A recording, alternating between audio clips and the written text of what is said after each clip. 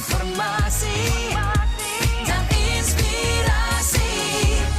Pro 1. Kita ikuti kuliah subuh Pro 1 RRI Banjarmasin, kanal informasi dan inspirasi.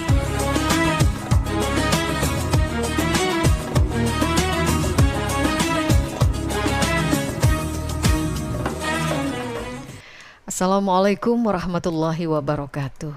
Pendengar kaum muslimin dan muslimat yang dirahmati oleh Allah Subhanahu wa taala, pagi hari ini alhamdulillah kita dipertemukan dalam acara kuliah subuh kerjasama UIN Antasari Banjarmasin dengan RRI Banjarmasin. Dan telah hadir di studio Ustadz Dr. Fahmi Riyadi, MHI. Assalamualaikum. Waalaikumsalam warahmatullahi wabarakatuh. Sehat kabarnya? Alhamdulillah. Alhamdulillah. Pagi hari ini kita akan mengangkat tentang nasab dan amal saleh. Ya.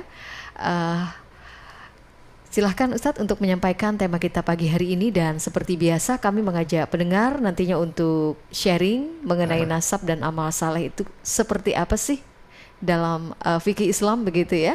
Silahkan nanti untuk pendengar di 0811511410 dan 051132515562. Silahkan Ustadz.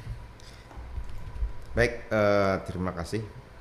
Sebelumnya bismillahirrahmanirrahim. Assalamualaikum warahmatullahi wabarakatuh. Alhamdulillah wassalatu wassalamu ala Rasulillah wa ala alihi wa sahbihi wa mawalah, amma ba'd. Alhamdulillah pada kesempatan pagi hari ini kita bisa bersua lagi di dalam acara kuliah subuh kerjasama antara Pro 1 RRI Banjarmasin dengan Universitas Islam Negeri Antasari Banjarmasin. Salawat serta salam tidak lupa kita haturkan kepada Nabi besar Muhammad sallallahu alaihi wasallam, kepada keluarga beliau, para sahabat dan pengikut beliau dari dahulu sampai hari yang dijanjikan kelak. Baik, sebagaimana yang sudah disampaikan tadi bahwasanya tema kita pada pagi hari ini yaitu nasab dan amal soleh. Ketika menyebutkan istilah nasab ya pada tema kita ini tidak dimaksudkan untuk ikut di dalam perdebatan-perdebatan yang belakangan ini ramai kita saksikan khususnya di media sosial ya. Tetapi di sini saya hanya ingin melihat ya hubungan antara kedua hal ini yaitu nasab dan amal soleh, terutama dalam perspektif agama kita yaitu Islam, yang lebih khusus lagi dari ajaran Al-Quran yang diberitakan oleh Allah Subhanahu wa taala melalui Nabi Muhammad sallallahu alaihi wasallam. Nah, untuk membahas dua hal ini mungkin perlu kita jelaskan terlebih dahulu tentang konsep dari nasab dan amal soleh.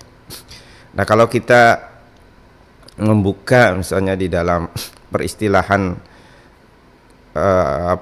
nasab, apakah itu di kamus berbahasa Arab ataupun juga nanti di KBBI, yang dimaksud dengan nasab itu diambil dari kata bahasa Arab yaitu nasabun ya, nasab yang berarti nasab juga di dalam bahasa Indonesia, atau juga hubungan, atau juga sering disebut dengan tali kekerabatan atau keturunan.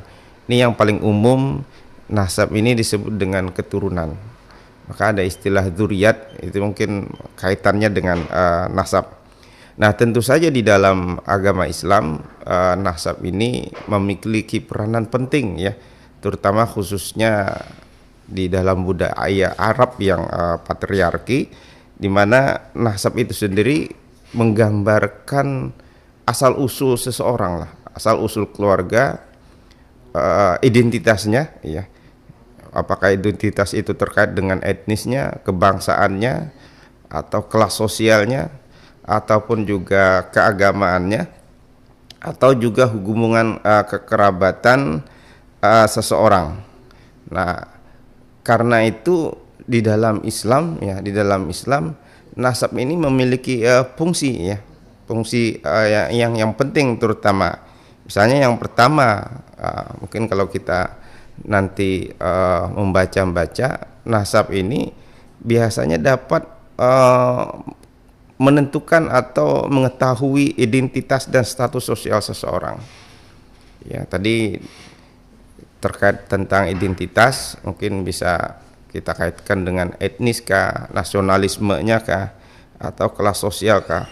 Nah, status sosial misalnya kalau dia anak si A, anak si B, nah ini status sosialnya itu kelihatan ya, karena status sosial itu sendiri bisa diukur dari beberapa hal, misalnya dari jabatan seseorang, berarti kalau dia jabatannya menteri, jabatannya bupati, jabatannya presiden, mungkin status sosialnya tinggi. Bisa juga dari tingkat pendidikan seseorang. Nah, itu status sosialnya juga mungkin bisa naik dibanding dengan orang yang tidak berpendidikan. Atau yang paling umum di masyarakat kita itu terkait dengan kekayaan. Nah, kalau orang memiliki kekayaan yang banyak, maka status sosialnya juga akan naik. Atau jabatannya di bidang politik, misalnya apakah dia ketua partai, anggota DPR, ataupun juga yang lainnya, ini status sosialnya juga bisa naik. Ataupun juga di dalam hal keagamaan, ada orang yang agamanya biasa-biasa saja, ada yang levelnya ustadz, ada yang levelnya kiai, maka status sosialnya juga naik. Nah, berikutnya juga terkait dengan keturunan. Nah, keturunan ini juga bisa dijadikan sebagai alat ukur untuk melihat status sosial seseorang. Nah, berikutnya selain identitas dan status sosial, juga nasab ini penting terkait tentang hak-hak waris. Nah, bagaimana di dalam Islam orang yang tidak ada hubungan waris atau tidak ada hubungan nasab atau keturunan tentu tidak akan mendapatkan hak waris, walaupun dia misalnya dipelihara oleh orang kaya ya, atau diingun kalau dalam bahasa itu. Orang yang ini tentu dia tidak akan mendapatkan hak-hak, karena yang mendapatkan hak itu adalah sesuai dengan jalur nasabnya atau keturunannya. Ini penting. Nah, berikut juga terkait tentang pernikahan. Nah, dalam Islam nasab ini juga bisa digunakan untuk pernikahan, terutama jangan sampai kita menikahi orang-orang yang haram di dalam agama. Ya, seperti misalnya saudara kandung ya, menikahi misalnya saudara ayah dan seterusnya. Ini tidak dibolehkan di dalam Islam. Nah, kadang-kadang juga nasab terkait tentang pernikahan ini dikaitkan dengan orang-orang yang sekupu, misalnya orang-orang yang seetnis, orang-orang yang, nah ini biasanya kaitan-kaitan dengan pernikahan. Kadang juga terkait tentang tanggung jawab dan perlindungan. Nah, biasanya seorang bapak yang memiliki anak tentu dia akan bertanggung jawab untuk melindungi anaknya, untuk membesarkan anaknya, untuk mencarikan makan dan seterusnya, karena dia adalah darah dagingnya, dia adalah keturunannya. Ya, tentu yang paling kuat tanggung jawabnya yaitu jalur nasabnya. Kita misalkan di keluarga ada beberapa saudara di antara kita misalkan. Nah, kita memiliki pekerjaan, memiliki penghasilan, ada saudara kita yang mungkin agak kekurangan, tentu yang terdekat itu dulu yang memiliki tanggung jawab besar dibanding dengan orang lain. Nah, ini kaitannya ya. Ini juga di dalam tradisi Arab dahulu itu sangat kuat. Juga terkait tentang kepemimpinan dan kekuasaan. Kalau zaman dahulu misalnya dalam sistem monarki, kerajaan, nasab ini sangat penting. Makanya raja-raja itu menginginkan dia memiliki anak laki-laki, sehingga kalau dia sudah mangkat, sudah wafat, bisa diturunkan kepada anaknya. Nah, sekarang ini juga nasab itu penting di dalam konteks demokrasi. Ya, kalau dari tokoh yang terkenal mudah sekali dia jadi anggota DPR. Nah, yang terbaru ini misalkan jalur nasab, misalnya ada putra Presiden Jokowi, karena dukungannya sangat besar, maka mudah dia kemudian mulai dari jadi wali kota, mulai jadi wakil presiden, terutama juga nanti terkait yang lainnya. Nah, ini nasab terkait dengan kepemimpinan dan kekuasaan. Yang berikutnya tentang kehormatan dan reputasi. Banyak sebenarnya kaitan nasab itu dengan konteks sosial kemasyarakatan, ya. Tentu tidak bisa diabaikan penting halnya yang demikian, dan orang-orang yang jeli itu bisa memanfaatkan, terutama misalkan politisi, ya, orang yang memiliki status sosial, nanti diambil keturunannya, anaknya, dikaitkan dengan politik untuk mendulang suara dan seterusnya. Nah, ini konsep nasab. Jadi nasab itu adalah hubungan tali kekerabatan atau juga keturunan. Kalau dalam istilah kita itu hubungan darah. Yang berikutnya itu adalah amal soleh. Nah, dari dua kata ini saja kita sudah tahu dalam bahasa Arab amal itu adalah perbuatan atau juga tindakan. Sementara yang dimaksud dengan soleh itu adalah biasanya kaitannya dengan kebaikan, kebenaran, dan seterusnya, ya, berkenaan dengan model-model yang semacam itu. Berarti amal soleh itu adalah tindakan atau perbuatan yang baik, ya, benar, yang diridhoi oleh Allah Subhanahu wa taala, ya. Karena sesuai dengan ajaran agama kita, yaitu ajaran Islam.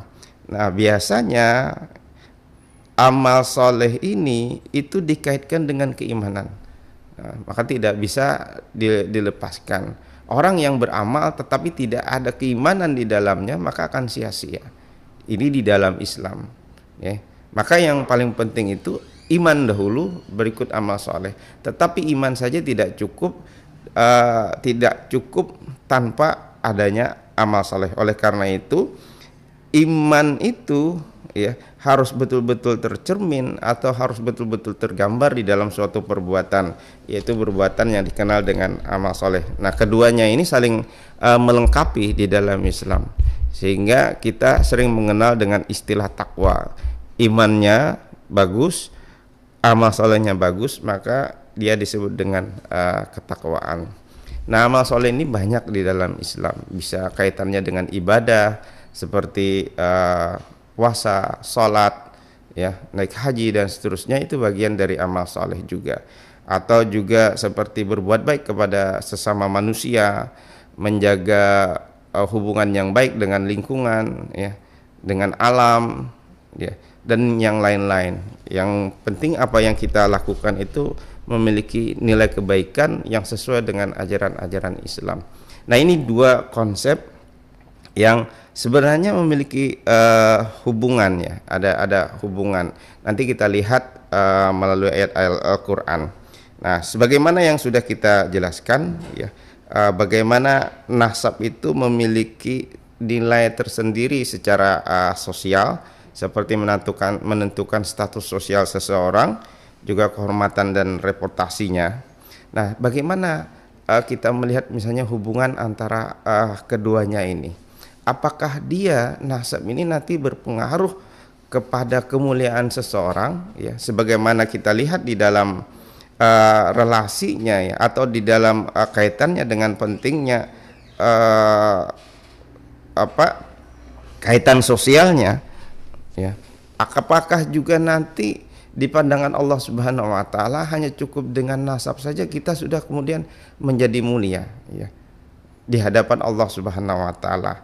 Nah, inilah yang kemudian misalkan kita lihat memang ada di dalam sejarah, terutama yang digambarkan di dalam Al-Qur'an, misalnya para nabi.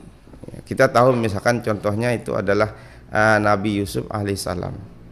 Beliau ini dikatakan oleh Nabi Muhammad SAW dalam sebuah hadis itu termasuk salah satu manusia yang mulia. Kenapa manusia mulia? Itu nanti bisa dicek di dalam hadis Muslim ketika para sahabat itu bertanya, "Wahai Nabi, siapakah orang yang paling mulia?" Dikatakan oleh Nabi, "Yang orang paling mulia itu adalah orang yang bertakwa di antara kalian." Bukan itu yang kami tanyakan. Lalu kemudian Nabi menyebutkan nama orang yang paling mulia itu adalah Nabi Yusuf alaihissalam. Nah, kenapa kemudian Nabi Yusuf alaihissalam? Karena beliau ini adalah seorang nabi. Nah, selain seorang nabi, beliau itu juga adalah keturunan dari nabi. Siapa? Nabi Yakub. Nah, Nabi Yakub ini juga keturunan dari Nabi juga. Nabi siapa? Nabi Ishak. Nabi Ishak ini juga keturunan dari seorang nabi, tokoh nabi yang sangat besar, menjadi referensi 3 agama, yaitu agama Islam, agama Yahudi dengan agama Nasrani. Siapa? Yaitu Nabi Ibrahim, ya, Nabi Ibrahim alaihissalam. Nah, oleh karena itu kemudian Nabi Muhammad mengatakan bahwasanya Nabi Yusuf itu adalah orang yang paling mulia.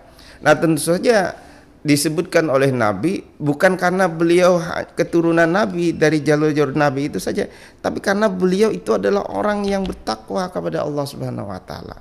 Nah, sekiranya unsur ketakwaan itu hilang, maka kita akan lihat misalkan di dalam ayat Al-Qur'an, di dalam surah Al-Baqarah, ya. Nanti ya kita baca dalam surah Al-Baqarah itu yang berkenaan dengan Nabi Ibrahim dan keturunannya, di mana beliau dalam surah Al-Baqarah ayat 124 mengatakan wa idzibtala, di mana Allah Subhanahu wa taala di dalam ayat Al-Qur'an 124 berfirman wa idzibtala Ibrahim rabbuhu bikalimatin fatammahun, ya. Ingatlah ketika Ibrahim dicoba, diuji oleh Tuhannya dengan beberapa kalimat perintah, terutama perintah suruhan-suruhan untuk melakukan sesuatu, lalu kemudian Nabi Ibrahim menyempurnakan atau melaksanakan semua perintah yang diberikan oleh Allah Subhanahu wa taala. Lalu Allah kemudian berfirman, qala inni ja'iluka lin-nasi imama. Jadi inni ja'iluka lin-nasi imama. Wahai Ibrahim, sesungguhnya aku hendak menjadikan engkau itu adalah seorang imam bagi umat manusia, pemimpin bagi umat manusia. Lalu apa kata Nabi Ibrahim? Qala wa min dzurriyyati. Aku mohonkan juga ya Allah, sekiranya aku dipilih menjadi pemimpin, tolong juga anak-anakku, keturunanku, cicit-cicitku juga hendaklah menjadi pemimpin, terutama para nabi, ya. Terus kemudian Allah Subhanahu wa taala mengatakan qala la yanalu ahdiz zalimin. Lalu Allah berfirman, yang demikian ini tidak berlaku bagi keturunanmu yang zalim. Jadi tidak berlaku bagi keturunanmu yang zalim. Ini mungkin bisa diterjemahkan semacam itu, atau tidak berlaku bagi orang-orang yang zalim. Nah, karena ini bicara tentang keturunan Nabi Ibrahim, tadi kita sudah menyebutkan ternyata memang di antara anak-anak Nabi Ibrahim itu banyak yang diangkat Allah menjadi para nabi, ya. Tadi mulai dari Nabi Yusuf memiliki kelebihan tersendiri, terus juga Nabi Yakub, Nabi Ishak, dan tentu lain-lainnya. Tetapi juga kata Allah, tidak semua anak cucu Nabi Ibrahim kemudian menjadi orang pemulia, menjadi orang yang dipilih oleh Allah menjadi nabi. Bahkan ada juga dari anak cucu Nabi Ibrahim yang kemudian berbuat zalim, dan ini tidak berlaku bagi mereka. Nah, misalnya yang diantaranya anak cucu Nabi Ibrahim yang kita kenal tadi melalui garis Nabi Yakub, ya. Nabi Yakub itu dikenal dengan istilah Israel, ya. Israel itu di dalam bahasa Arab namanya hamba Allah, atau dalam bahasa Arab Abdullah, tetapi dalam bahasa Ibrani yaitu Israel. Nah, kita kemudian menyebutnya Bani Israel, anak keturunan Nabi Yakub yang bergelar Israel. Nah, dalam Al-Baqarah, ya, di dalam surah Al-Baqarah nanti kita lihat, ya, ternyata ada misalnya anak Nabi Ibrahim, anak cucu Nabi Ibrahim, misalkan bahkan mereka mengklaim dari Bani Yahudi dan Nasrani ini mengaku mereka itu adalah anak Allah dan kecintaan Allah. Di dalam surah Al-Maidah ayat 18 misalnya, waqalatil yahudu wan nasara nahnu abnaullahi wa ahibba'uh, ya. Bahkan mereka mengklaim karena saking dekatnya dengan Allah, saking banyaknya dari Bani Israel ini yang diangkat dari Nabi, maka kemudian mereka mengatakan kami ini adalah anak-anak Allah dan kesayangan Allah, ahibba, habib Allah ininya, ya. Mengatakan semacam itu. Bahkan di dalam ayat yang lain mereka mengklaim surga itu hanya ada di dalam kelompok mereka. Wa qalu la yadkhulul jannata illa man kana hudan aw nasara. Tidak ada orang yang akan masuk surga kecuali orang-orang yang masuk dalam komunitas Yahudi dan Nasrani, ya. Ini klaim yang sangat luar biasa. Yang pertama mengatakan anak-anak Allah, kecintaan Allah, kesayangan Allah. Yang kedua mengklaim surga itu tidak ada di luar Yahudi dan Nasrani. Ya berarti dalam Islam bagi mereka itu tidak ada.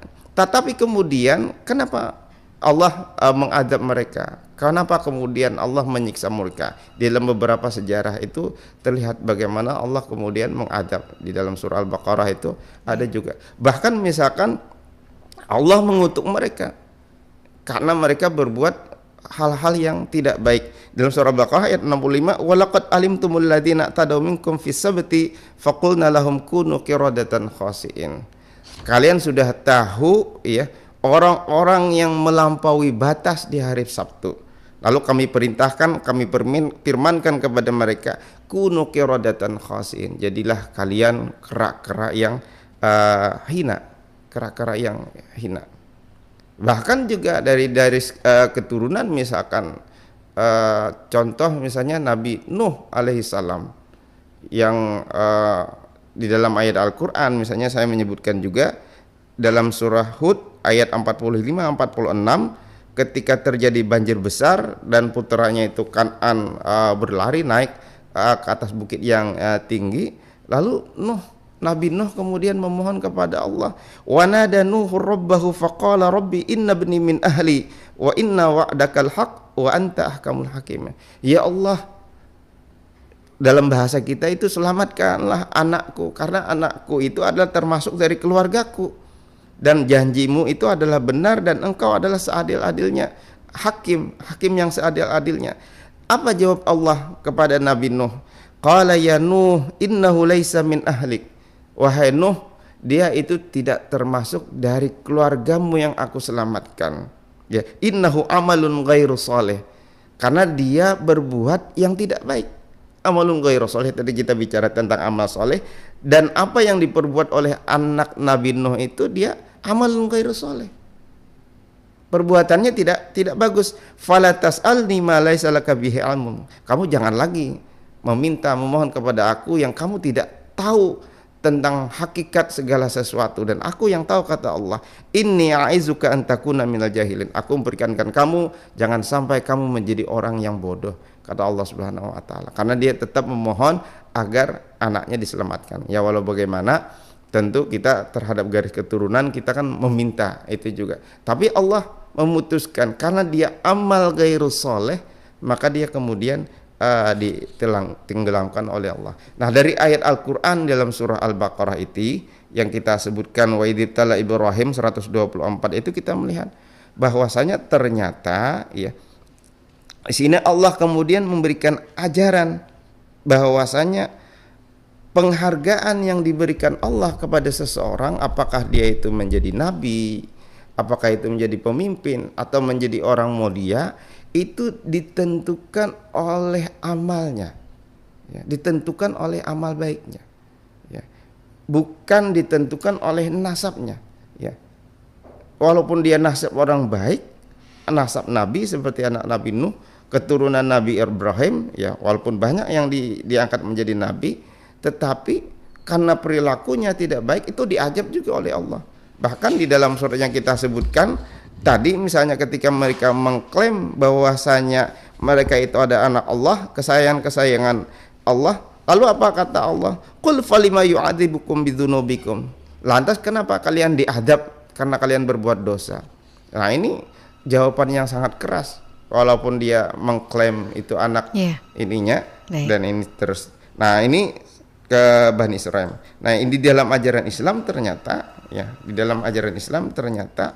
yang sangat dipentingkan oleh Allah itu adalah bagaimana kita beriman dan beramal soleh. Makanya ada ayat Al-Quran, inna akramakum indallahi atqakum. Dan Nabi juga menyebutkan siapa yang paling mulia, atqahum, ya. Sesungguhnya orang yang paling mulia di antara kamu itu adalah orang yang paling bertakwa, secara khusus beriman dan beramal soleh. Nah, ininya. Jadi terkait dengan ini nasab dan amal soleh ini, itu kalau dia dua-duanya menyatu, maka Allah kemudian melanjutkan apa yang mintakan oleh Nabi Ibrahim, maka banyak dari keturunannya kemudian menjadi nabi. Ya. Tapi kalau tidak disertai dengan ini, kata Allah, tidak berlaku janjiku ini terhadap Baik. kalian. Ya mungkin ini ringkasnya dari saya sebagai pengantar pada pagi hari ini. Terima kasih.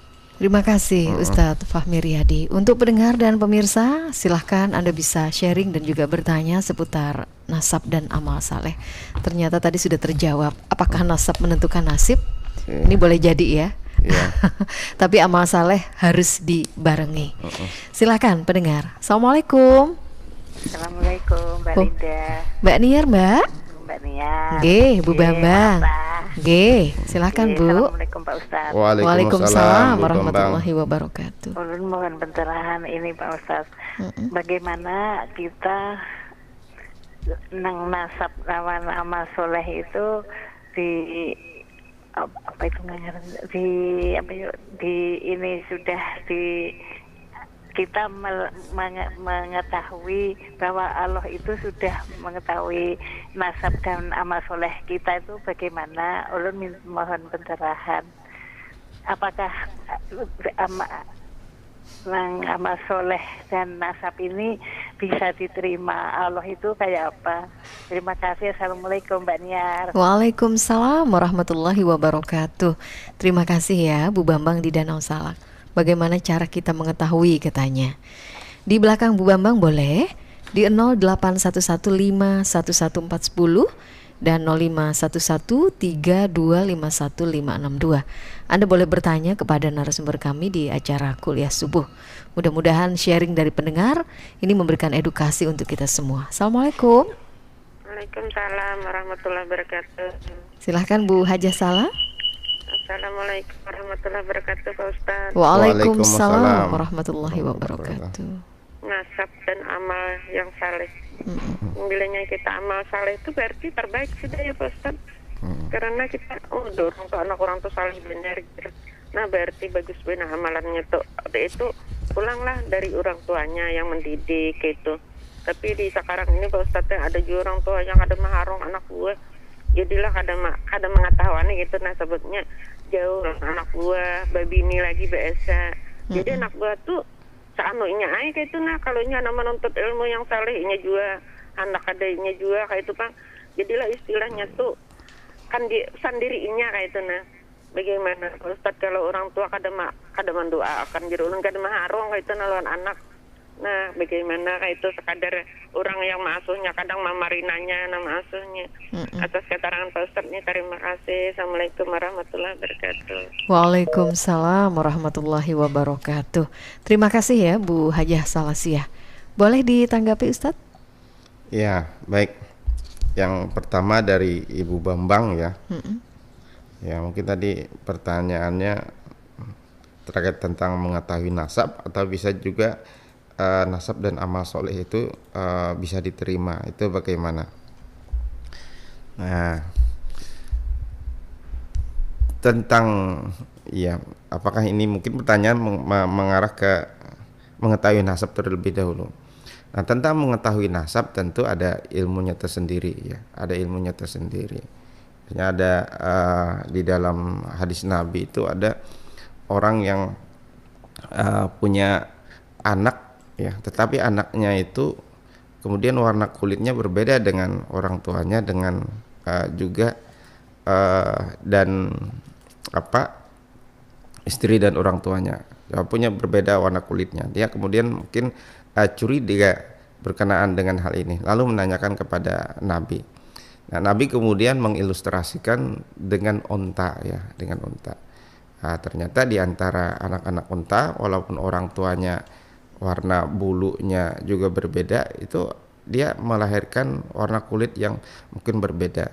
Nah kata Nabi boleh jadi dia membawa gen ya, genetik dari bisa kakeknya atau kakeknya yang lain, baik dari jalur orang tua yang laki-laki atau jalur orang tua yang perempuan.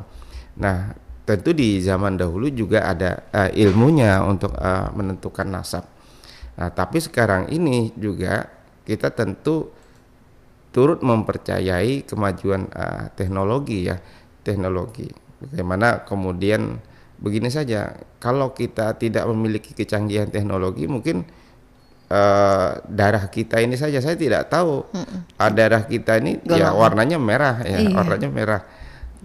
Tapi warna merah itu tidak berarti kemudian kita tahu secara persis bahwasanya semua warna merah itu bisa sama dengan yang lainnya. Ternyata dengan ilmu pengetahuan ternyata darah ini memiliki varian-variannya tersendiri. Ada yang O, ada yang lain-lain sebagainya.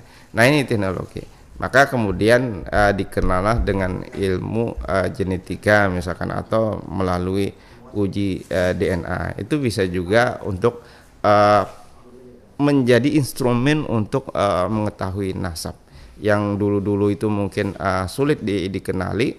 Sekarang ini kan misalnya banyak sudah peristiwa-peristiwa yang menggunakan instrumen itu untuk mengetahui hakikat. Misalnya siapa orang tua dari bayi yang tidak diketahui ini, siapa yang mencuri ini, siapa yang ini, itu sudah teridentifikasi dengan kemajuan teknologi. DNA, ya? Bisa tes DNA dan seterusnya. Artinya itu bisa dijadikan instrumen untuk kita mengetahui nasab jalur keturunan. Nah, terus kemudian terkait tentang nasab dan amal soleh tadi sudah dijelaskan bahwasanya amal soleh ini, ya nasab ini akan sangat bagus kalau disertai dengan amal soleh. Dan itu terbukti anak cucu Nabi Ibrahim itu banyak yang kemudian diangkat menjadi orang-orang mulia, terutama Nabi. Tapi kemudian kata Allah, ketika Nabi Ibrahim meminta, wa qala wa min dzurriyyati qala la yanalu ahdi zalimin. Aku ingin anakku juga diangkat menjadi pemimpin, cucu-cucuku juga jadi pemimpin umat manusia. Kemudian Allah berfirman, perjanjianku ini terkait tentang diangkatnya seseorang jadi orang mulia seperti Nabi, itu tidak berlaku bagi orang-orang yang berbuat zalim. Nah, oleh karena itu kemudian kalau kita membaca di dalam surah An-Najm itu sangat jelas bahwasanya Allah mengatakan wa allaisa lil insani illa masa'a. Bahwasanya orang itu tidak akan mendapatkan apa-apa kecuali dari apa yang dia usahakan. Ya, dari yang dia usahakan. Ya. Dia tidak akan mewarisi dosa orang tuanya, tidak akan dia warisi. Misalnya orang tuanya berdosa, seperti ayahnya Nabi Ibrahim itu kan orang yang membuat patung-patung untuk disembah, yang dikenal dengan Azar. Tapi kenapa kemudian Allah mengangkat Nabi Ibrahim menjadi nabi? Itu beliau tidak mewarisi dosa orang tuanya. Mungkin secara sebaliknya juga kemuliaan orang tua ini tidak otomatis diwarisi oleh anaknya. Tidak bisa. Kecuali melalui kegigihan anak itu sendiri berbuat baik. Wa allaisa lil insani illa ma sa'a, kata Allah Subhanahu wa taala. Wa anna sa'yahu sawfa yura. Dan nanti apa yang dia perbuat itu akan diperlihatkan oleh Allah di hari kiamat. Tsumma yujzahul jazaa'al awfa. Lalu setelah dihitung-hitung, setelah dihisab, maka amal perbuatan itu nanti akan dibalas dengan balasan yang sempurna. Tidak ada sedikit pun nanti yang terlewatkan dari perhitungan Allah Subhanahu wa taala. Dan ini menunjukkan bahwasanya amal soleh itu sangat diperhitungkan untuk menjadi orang yang mulia, terutama di hadapan Allah Subhanahu wa taala. Nah, ini kita harus mempercayai firman Allah ini sebagai modal kita nanti menghadap Allah di akhirat. Karena apa? Karena di akhirat nanti kita nanti menghadap Allah tidak rombongan. Ya. Sebagaimana yang juga difirmankan oleh Allah, misalnya di dalam ayat Al-Qur'an surah Al-An'am ayat 94, wa laqad ji'tumuna furada kama khalaqnakum awwala marrah. Ya. Kami mendatangkan kalian ke hadapan kami ini, ya, dan kalian, kata Allah, datang kepada saya itu sendiri-sendiri sebagaimana aku ciptakan kalian ketika pertama kali dari rahim ibu kalian. Wa taraktum ma khawalnakum wara'a zuhurikum, dan karunia yang aku berikan kepada kalian itu pasti kamu tinggalkan semuanya. Kamu akan menghadap kami secara sendiri-sendiri. Ya. Nah, kita tidak bisa mempertanggungjawabkan amal perbuatan kita itu secara sendiri-sendiri, nggak rombongan. Nggak ada orang yang bisa menolong kita, teman tidak bisa, orang tua tidak bisa, masing-masing ya Ustaz, masing-masing kan ya. Iya. Ini makanya ada di dalam tradisi Jawa itu swargo nunut neraka katut misalnya dalam di mana seorang istri ini dalam kondisi di mana dia menerima saja perbuatan laki-laki. Kalau suaminya swargo dia masuk surga juga misalnya. Kalau suaminya masuk neraka dia ikut masuk neraka juga. Ajaran semacam ini di dalam Islam tidak bisa diterima. Orang masuk surga itu karena amal usahanya sendiri, dan orang masuk neraka itu karena kesalahannya sendiri. Tidak bisa. Masing-masing Oh, suami ya suami nanggung. Apa yang ia tanam, dia dapatkan nantinya. Baik, kata Ustaz. Allah. Jadi man amila solihan falinafsih wa man asaa fa'alaiha. Barang siapa yang berbuat bajik maka kebajikan itu untuk dirinya. Barang siapa yang berbuat jahat maka kembali kepada dirinya. Ini pertanyaan dari Ibu Bambang. Yang kemudian kepada Ibu Hajah Salasiyah. Nah, ini tadi ya. Nah, tentu anak kita ini ketika dia usianya masih anak-anak, mungkin itu udah tanggung jawab kita. Ya, secara hubungan dengan Allah Subhanahu wa taala. Ininya. Terutama juga terhadap sosial. Maka di keluarga itu kitalah yang mendidik, mengarahkan keimanannya, mengarahkan perbuatan yang baik dan buruk. Kalau dia sudah dewasa, apalagi sudah punya istri, dia sudah kemudian bertanggung jawab terhadap dirinya dan juga terhadap istrinya. Tapi hendaklah orang tua, tentu orang tua yang bagus dari kecil itu sudah diarahkan. Ada penelpon, Ustadz? Iya. Assalamualaikum. Waalaikumsalam warahmatullahi wabarakatuh. Dari siapa Bapak? Muhammad. Pak Muhammad. Binuang nggak Pak? Atau Banjarmasin? Banjar. Banjar. G. Silahkan Pak. Assalamualaikum Ustaz. Waalaikumsalam warahmatullahi wabarakatuh. Mengenai nasab ini sekarang ramai ya dibicarakan ya. Iya Pak. Iya, dari tesisnya kayak Imaduddin gitu ya. Yang sampai sekarang tidak ada viral itu. Tidak ada di jadi kebenaran apa yang dikatakan oleh Imaduddin itu jelas bahwa habaib yang keturunan Balawi itu bukan dari keturunan Nabi, bukan juriat Nabi gitu ya. Jadi sekarang bagi orang-orang yang yang mengagung-agungkan habaib gitu ya, Balawiyah itu sudah terbantahkan sekarang sudah gitu ya. Nah, bagaimana Ustadz kalau keturunan Nabi ini apakah dijamin gitu ya, habaib ini dijamin masuk surga gitu ya? Karena mereka ini menarasikan gitu kan para habaib Balawiyah itu orang yang teratas gitu ya, yang bisa dijamin masuk surga. Kira-kira seperti apa Ustadz? Assalamualaikum warahmatullahi wabarakatuh. Waalaikumsalam warahmatullahi wabarakatuh. Terima kasih ya Pak Muhammad di Banjarmasin. Ini viral juga sempat ya. Apakah keturunan Nabi dijamin masuk surga, kata beliau. Di belakang Pak Muhammad. Assalamualaikum. Assalamualaikum Pak Ustaz. Waalaikumsalam warahmatullahi wabarakatuh. Waalaikumsalam. Waalaikumsalam Bu Rustina. Dari Ibu Rustina Amuntai. Nggih. Nggih. Assalamualaikum Mbak Ica.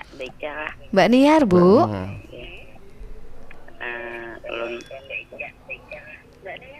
Oh, Mbak Niar, nggih. Ulun pitakon ada kawan ulun tuh. Nggih.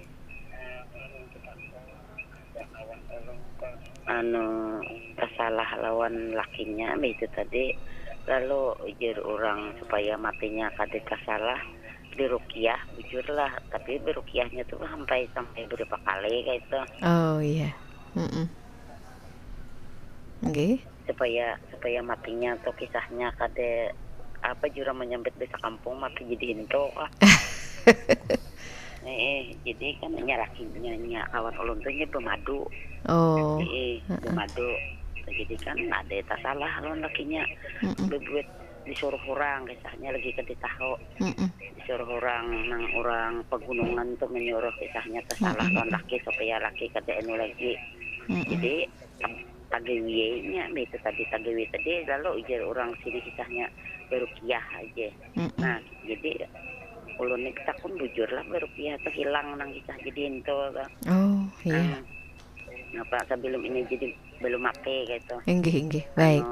Napa hilang kanang inya tersalah tadi kisahnya lawan lakinya. Ini sudah terpisah pang lawan lakinya aja. Enggih. Itu aja, Bu. Kira-kira orang 3 kali aja berukiah aja. Baik, Bu. Betubet kisahnya. Enggih. Itu aja, Bu ya. Cuma berukiahnya sahnya begitir kah? Saben hari atau seminggu. Wah. Paham Bu. Nggih. Makasih. Assalamualaikum warahmatullahi wabarakatuh. Waalaikumsalam warahmatullahi wabarakatuh. Waktu kita sudah di menit ke-21 nih, nggak terasa ya. Bu Rustina di Amuntai, Pak Muhammad Banjarmasin. Silahkan. Ya, baik. Terima kasih tadi Ibu Salahsiah tadi ya, yang terdahulu itu mungkin singkatnya ya, bagaimana ortu ya, tentu walaupun nanti dia sudah berkeluarga sedikit lagi, tetap kita peduli. Artinya jangan dilepaskan sama sekali. Semasa kita masih hidup, tetap kita nasihat anak kita, dan itu tanggung jawab kita juga termasuk untuk masih mengingatkan, karena tadi nasab itu biasanya kaitannya dengan tanggung jawab dan terhadap ini terutama anak kita. Kalaupun itu dia memilih untuk tidak mau menerima nasihat kita, itu nanti urusan dia dengan Allah. Urusan kita itu sudah untuk memperingatkan.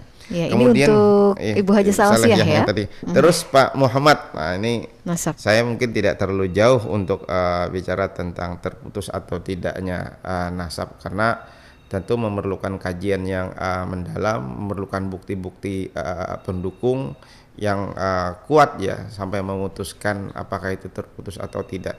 Tapi pertanyaan yang ini yang ditanyakan oleh Pak Muhammad itu menarik ya. Nah, sebenarnya ada indikator juga di dalam Al-Quran itu menyebutkan seperti yang saya jelaskan tadi, dan itu klaim-klaim yang pernah dilakukan oleh orang-orang yang mengaku kecintaan Allah ya, kecintaan Allah. Ada 2 ayat yang tadi saya sebutkan, yaitu orang Yahudi dan Nasrani ini, dia mengklaim mereka ini anak-anak Allah. Mungkin saking dekatnya dengan Allah, saking banyaknya nabi-nabi yang dimunculkan oleh Allah dari golongan mereka, lalu klaim semacam itu muncul, kami ini anak-anak Allah, Allah itu sayang dengan kami, wa hibba'uh misalnya. Dan kata orang Yahudi dan Nasrani di dalam ayat Al-Quran Surah Al-Maidah ayat 18 itu, wa qalatil yahudu wan nasara nahnu abnaullahi wa hibba'uh. Kami ini adalah anak-anak Allah dan kesayangan Allah. Kalau dalam bahasa kita itu habaib Allah. Ahibba itu kan habaib. Habib, kesayangan Allah. Lalu kemudian Allah membalasi, qul falima yu'adzibukum bidzunubikum. Lalu kenapa kalian dihukum karena kalian berbuat dosa? Nah, ini mungkin salah satu ilustrasi yang kuat diberikan oleh Allah, itu tidak menentukan. Walaupun kalian itu mengklaim anak-anak Allah, keturunan para nabi, banyak keluarganya dari nabi, ya, tetap saja kalau berdosa tetap diadab oleh Allah. Bal antum basyarum mimman khalaq. Kalian itu manusia biasa saja sebagaimana manusia-manusia yang lain yang diciptakan oleh Allah. Yaghfiru liman yasha wa yu'adzibu man yasha. Allah itu mengampuni siapa yang dikehendaki dan dia akan mengadab siapa yang dikehendaki. Tidak peduli Allah keturunan nabi pun diadab oleh Allah. Baik. Seperti keturunan Nabi Nuh, walillahi mulku samawati dan seterusnya. Ini untuk Pak Muhammad ya. Pak Muhammad. Kemudian jadinya, Ibu Rustina. Sebelum Ibu Rustina kayaknya kita akan jeda dulu ya Ustadz ya. Nah, biar penasaran Bu Rustina, ini juga ada satu WhatsApp dari Ibu Nuraini. Assalamualaikum Pak Ustadz, mau tanya bagaimana jika istri berdosa gara-gara laki gara-gara suami atau laki supaya kada mau olah dosa lawan laki harus kayak apa bini katanya, apakah wajib taat supaya kada berdosa seperti apa katanya. Ini bisa dipahami juga ya Ustadz ya. Sebelum kita jawab pertanyaan dari Burstina dan juga Ibu Nuraini, kita akan jeda dulu dengan yang berikut ini.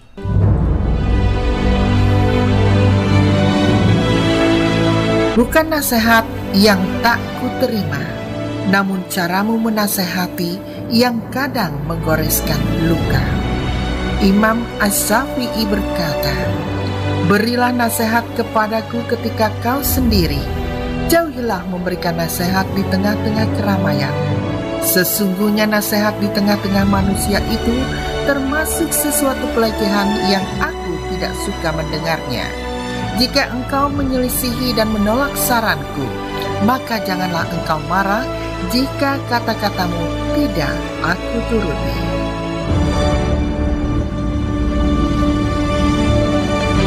Kuliah Subuh Pro 1 FM. Boleh singkat Ustadz, kita akan tanggapi Ibu Rustina dan juga Ibu Nuraini. Ini kayaknya ada kaitannya juga ya.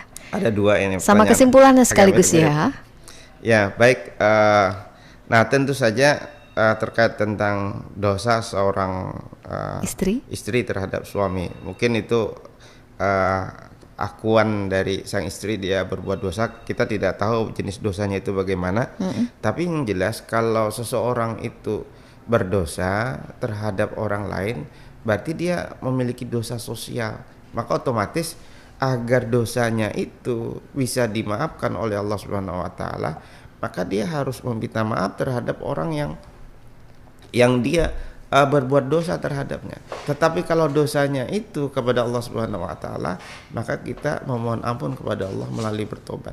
Adapun dengan cara diruqyah biar matinya kada jadi hantu itu tadi, ulun secara pribadi tidak menemukan misalnya literatur yang mungkin dari ajaran Islam harus yang semacam itu. Tapi yang jelas kalau kita berbuat salah, berbuat dosa, cukup kalau kepada Allah itu bertobat dengan taubat nasuha, tidak berjanji tidak mengulangi lagi, bahkan kita hapuskan dengan amal baik. Ittaqillah haitsu ma kunta wa atbi as-sayyi'atal hasanah. Jadi ikutilah perbuatan dosa kita yang dahulu itu dengan hasanah kebaikan. Maka tamhuha, dia itu akan menghapuskan dosa kita itu.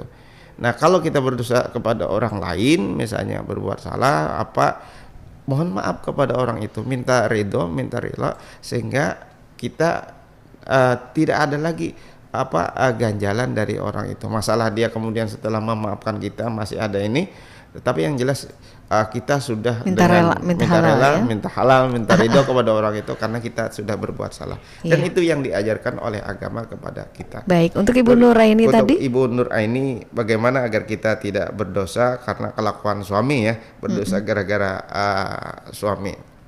Ya mungkin tentu mungkin gambarannya bisa diilustrasikan suaminya ini melakukan perbuatan yang tidak bagus juga, istrinya juga kemudian tahu umpat-umpat, mungkin bisa sarik dan seterusnya, sehingga semacam itu ya gampangnya tentu kita kembali saja apa aja yang di dalam Islam itu tidak boleh dilakukan ya, tentu jangan dilakukan. Misalnya kalau suami kemudian melakukan sesuatu yang jelas-jelas dilarang oleh syariat, oleh agama, kalau kita ikut-ikutan juga, itu namanya kita ikut suami juga. Maka tadi kita sudah menyebutkan tidak ada istilah swarga nunut neraka katut itu tadi di dalam Islam. Ya kita berbuat salah ya salah kita sendiri. Nah oleh karena itu hindari perbuatan-perbuatan yang kalau memang suami melakukan kesalahan jangan diikuti. Kalau memang suami ikut apalah ini pula yang melanggar ajaran agama yang jangan diikuti. Jangan ikut. Ibu Nuraini ya. Ini Ustadz satu lagi ya dari Pak Said Rahman.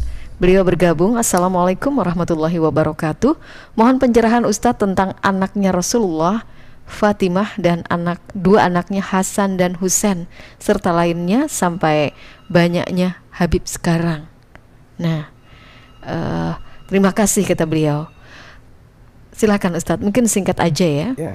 Ya dalam sejarah kita kan sudah jelas bahwasanya banyak literatur sejarah bahwasanya Nabi Muhammad memang memiliki salah satunya anak yaitu Sayyidah Fatimah yang nikah dengan Sayyidina Ali, dan itu bahkan disebutkan dalam beberapa hadis Nabi juga mengakikahi anaknya Hasan dan Husain dan seterusnya. Nah memang dari jalur keturunan kedua ini banyak juga literatur yang menyebutkan anak keturunan mereka ya yang kemudian menjadi imam-imam juga, ada Imam Ja'far dan seterusnya semacam itu. Nah tentu saja orang-orang yang semacam ini karena mereka adalah keturunan Nabi dan Allah juga menganjurkan bahwasanya orang-orang kita ini manusia harus menghormati, apalagi itu adalah ahlul bait misalnya.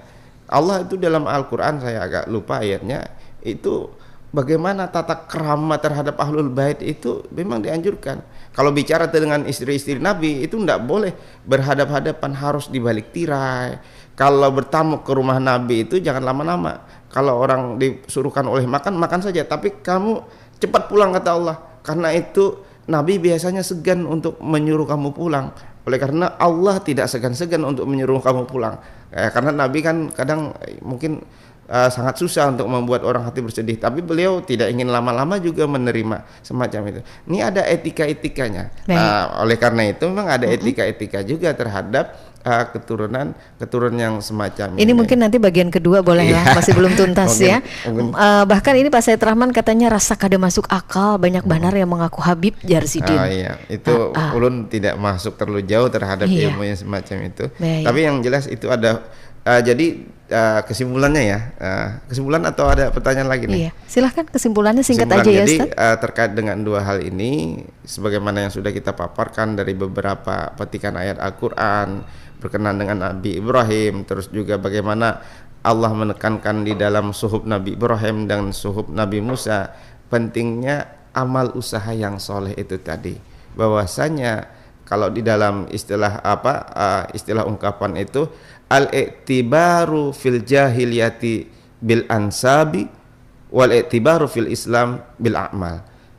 Yang dipertimbangkan di masa jahilah dahulu itu adalah faktor nasabnya, tetapi di dalam Islam yang diutamakan itulah amal solehnya.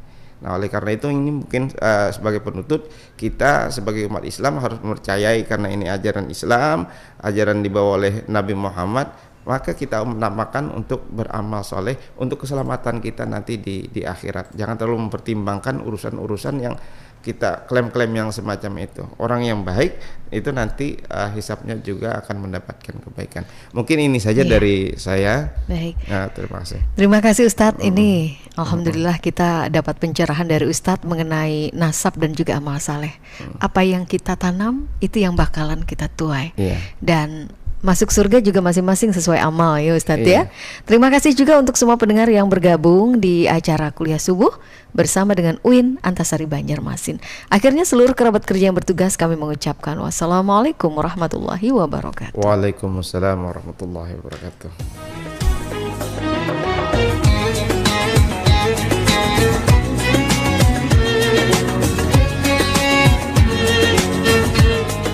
Telah kita ikuti bersama Kuliah Subuh Pro 1 RRI Banjarmasin, kanal informasi dan inspirasi.